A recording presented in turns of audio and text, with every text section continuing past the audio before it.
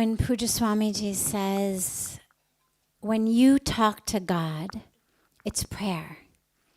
When God speaks to you, it's meditation. So you smile for the Buddha, it's prayer. He smiles back at you. That's meditation, that's grace. And that's what always happens. Anyway, and that's why we know that grace is there for all. It's not, I smile at the Buddha and sometimes he smiles back, or I smile at the Buddha and if he's in a good mood, then he smiles back, or I smile at the Buddha and if I remembered to brush my hair, then he smiles back. But I smile and he smiles back. And that smile is the best gift. And it's such a beautiful, beautiful teaching that is the gift. You know, so frequently we go to God, we embark on a spiritual path, a spiritual practice to get something out of it. Especially these days with so much of the New Age community talking about, you know, the gains you get from meditation. So if you become a good meditator, you will be able to become like a magnet for money. You'll become like a magnet for success. You'll become like a magnet for, you know, all of the name and the fame and the glory and whatever you want. And it makes us forget that that's actually not what prayer was intended for. That's not the end goal of our spiritual practice or our spiritual path. That yes, we get what we want.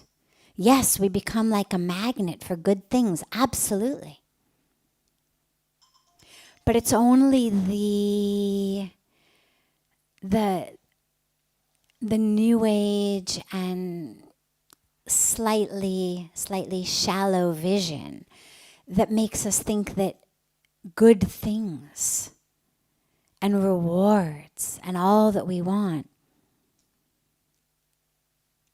are money, or that all that we want is material success, or that all that we want is to, you know, become the highest person in the company or to get name and fame.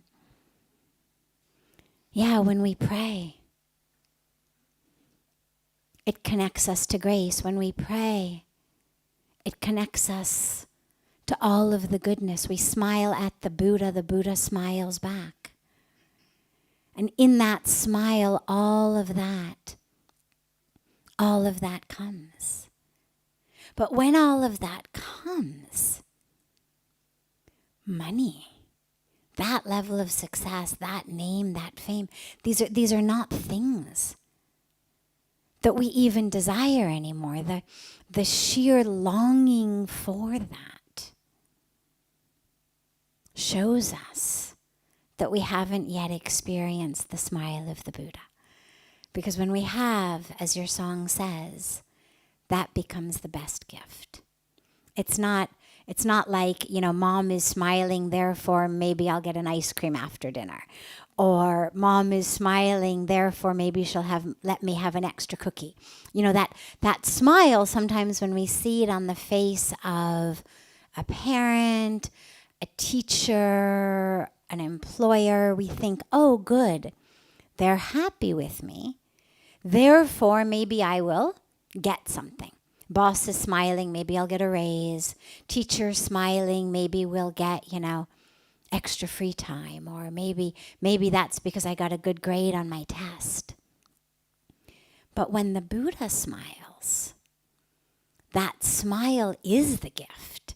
We're never thinking, oh, God is smiling at me, great, maybe I'm gonna, you know, make a lot of money this year. That smile of God is the gift. And in that gift, nothing else matters. That is all of what we're longing for. There's a wonderful story of that actually Pujya Swamiji told me when I had been here. It was probably the first teaching story he told me. I had been here, God, I don't know, maybe a few weeks, maybe a couple months, but right in the very, very, very beginning. And the story goes that there was a king who was a very, very powerful king. And the king went off to do what kings in those days did, which was to capture more land. You know, the kings would go off for months or years on end to the neighboring lands to expand their kingdom, to try to, capture neighboring lands. And this king had many, many wives back home. And after he had been out in the neighboring lands for a long time, he was just about to leave to go back to his kingdom. And so he sent messages back to his queens asking them, what should I bring back for you? What would you like? Because, they'd come back and they'd bring back silks or gems or, all sorts of things from foreign lands. And the king got all of these lists back from his wives. Bring me this, bring me that, bring me these fabrics, bring me these gems, bring me this food, bring me whatever queens at that time longed for from foreign lands. And one queen sends back a piece of paper that just has number 1 written on it. And the king, like many kings in these stories, was a good man, but simple intellectually. He was not very, very deep. And so he gets this note with number 1, and he says to his advisor, minister, he says, she's not very smart. He says, I always knew she was not, very, very smart. Number 1.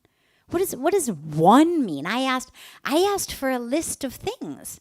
What does 1 mean? But his advisor was very wise. And the advisor says, no, that number 1 means you are my number 1. And what this queen is saying is, you are number 1. She doesn't want all of those other things. There's no list from this queen. Just you. Oh, the king said, naturally he was very touched and pleased. And so he sent all of his other soldiers and his people to all of his other queens with their carriages and boxes full of, silks and other fabrics or gems and whatever. And he personally went to this one queen. And as Pujya Swamiji told me the story, he said, and of course, naturally, wherever the king goes, everything goes with him. I mean, yeah, a few boxes may go here, a few carriages may go there, but wherever the king goes, obviously, all of the soldiers, all of his people, all of the goods, everything goes with the king. Nobody's going to say to the king, oh yeah, okay, no problem, you go there, we'll be waiting for you back at the palace. Obviously, wherever the king is, king ke piche, piche, piche, sab kuch jate. Everything is there with the king. And so when what we want is only God, which of course is what the moral, the teaching, the metaphor of the story is, when what we want is only God, when what we long for is only God, naturally with God's presence, everything else comes. Like the king. When in that smile is everything, then yeah, everything is there. We lose when we think that somehow through my prayer or through my meditation or through my spiritual practice, I'm going to get this or get that or get this. Yeah, sometimes we get it. Mantras are very powerful. Siddhis come. The path is powerful. But in getting those things, we've made ourselves like the queens who wanted just fabrics and gems. instead of the actual presence of the king. So yeah, they get their fabrics, they get their gems, they get their silks, but they're left without the presence. And in that presence is where the real magic happens. So I usually don't begin satsang with a lecture. It's usually just questions, but I was so touched by your song that it inspired so much. Thank you.